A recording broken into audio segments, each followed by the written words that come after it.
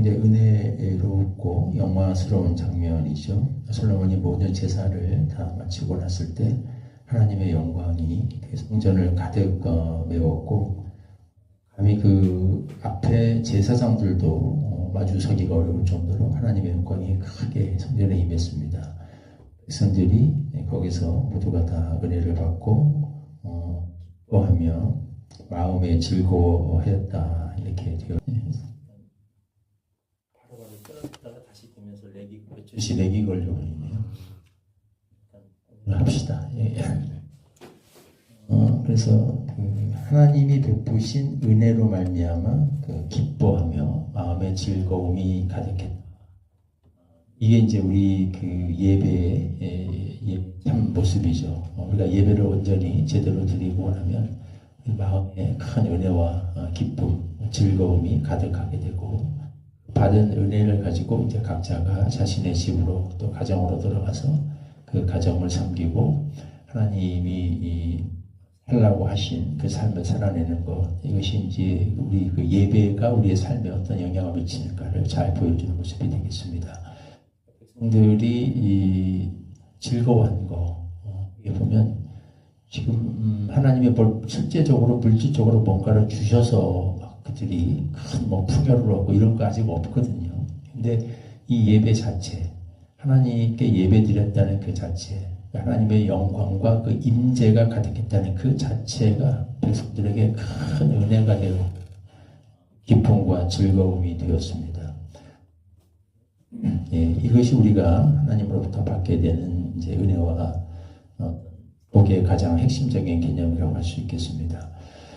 그러면 이제 이들이 받은 이 은혜가 뭔가, 하나님이 그들에게 주시는 큰 즐거움, 하나님의 백성에게 주신 즐거움이 뭔가라고 할 적에 결국 하나님께서 이렇게 말씀하십니다. 그들의 기도에 응답하시겠다. 이 전에서 그들이 다 나와서 기도할 때 하나님의 그들의 기도에 응답하시겠고, 특별히 이 어떤 백성들에게 임한 그 재앙이나 환난 속에 있을지라도 그들이 와서 이 성전에 하나님을 향하여 기도하면 하나님이 그것들을 다 제하여 주시고 그들을 환난에서 건지시겠다라고 이렇게 말씀해 주십니다.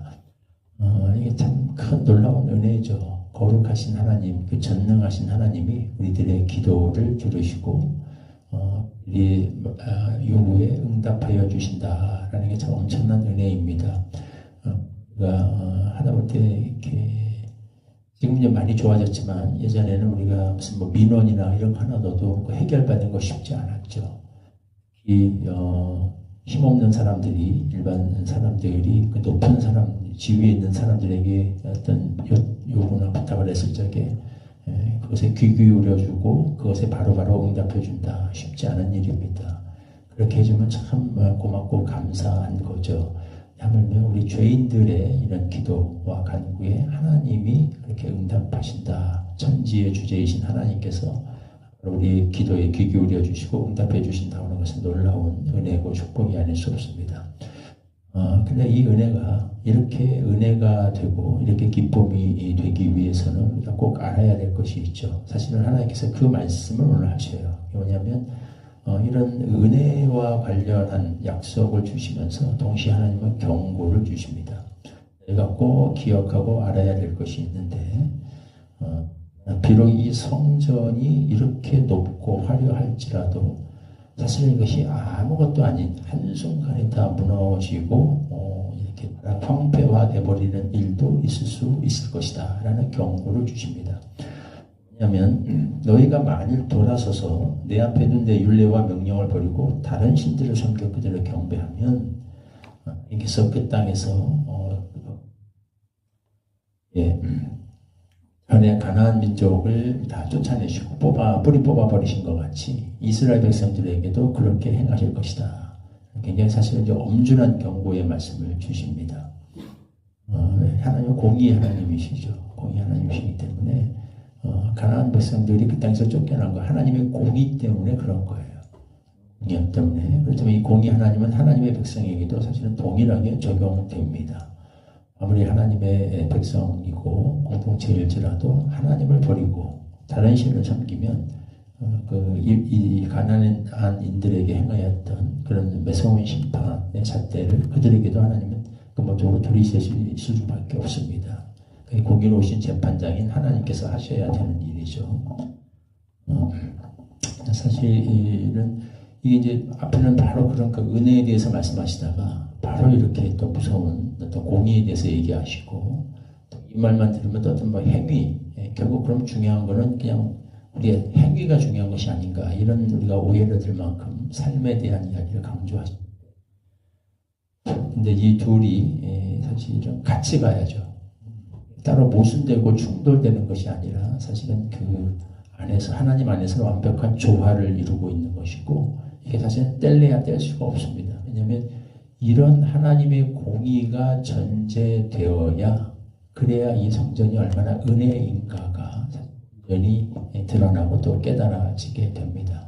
원래 하나님은 이러셔야 되는 분이신 거예요. 이렇게 엄중하게 심판하셔야 되는 분이신데 그런 하나님 앞에서 사실은 이스라엘 백성들도 똑같이 다 심판받아야 마땅한 그런 죄인들인데 이런 하나님이 그 백성을 특별히 구원하시고 부르셔서 자신의 백성 삼아주셨고 이 하나님이 성전 제사라고 하는 제도를 통해서 이 백성 거룩하신 하나님이 이스라엘 백성들 가운데 내려와 임재해 주셨다라는 사실이 그래서 감격스럽고 놀라운 은혜인 거죠. 이 하나님의 공의와 엄준하신 심판에 대한 자각과 깨달음이 없으면 이게 왜 은혜인지가 사실은 잘 깨달아지지 않습니다.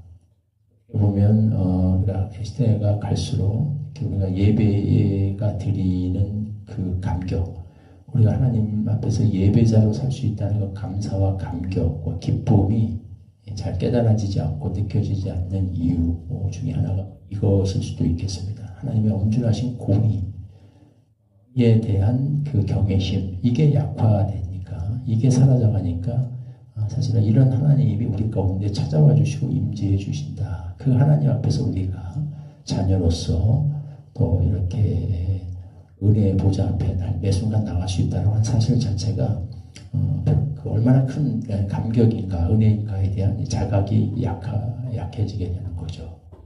이런 하나님이 우리를 심판에서 건지셨다라고 하는 거 놀라운 은혜이죠.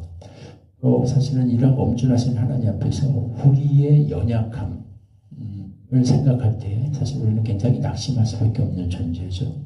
그런데 하나님께서 이런 우리의 연약함까지도 다 고려해 주셔서 그래서 이 성전을 허락해 주시고 거기에 제사제도를 주셨어요. 그래서 언제든지 너희가 와서 용서를 구하고 하나님 앞에 은혜의 보좌 앞으로 나오면 그것을 사하시겠다라고 이렇게 말씀하십니다. 그게 또 놀라운 은혜인 거죠. 13절에 보면 그 하나님이 이들을 환난에서 건지신다고 하는데 그 환난이 사실은 그 하늘을 닫고 비를 내리지 않는다. 메뚜기에게 토산을 먹게 한다. 이게 사실 하나님의 그 이제 징계, 심판이 전제되어 있는 그런 환난이죠.